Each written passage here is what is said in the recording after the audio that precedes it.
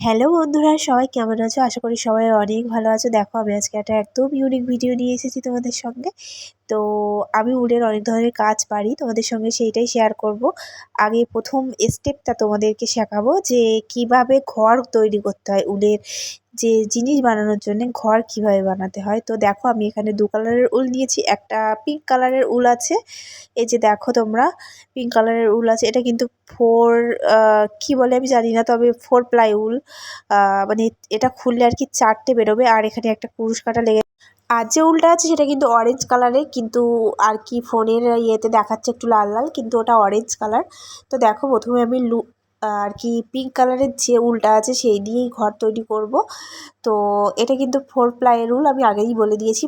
দেখো প্রথমে আঙুলে, মানে বাঁ হাতের আঙুলে এটাকে ভালো করে জড়াতে হবে।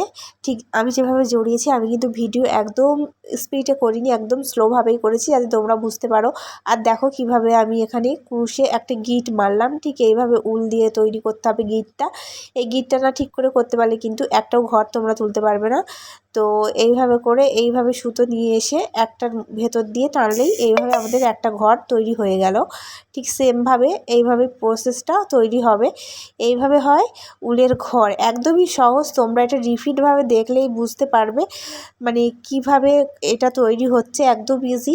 আমি যখন প্রথমে শিখেছিলাম আমারও মনে হতো অনেক আর কি কঠিন জিনিসটা, কিন্তু না, একবার জিনিসটা ভালো করে মাথায় ঢুকে নিতে পারলে খুবই সহজ আর খুবই একদম ইউনিক। আর দেখো তোমরা, আমি এখানে কিন্তু গল্প করতে করতে আমি যে জিনিসটা তৈরি করব সেই অনুযায়ী কিন্তু আমার এখানে ঘর নেওয়া হয়ে গেছে।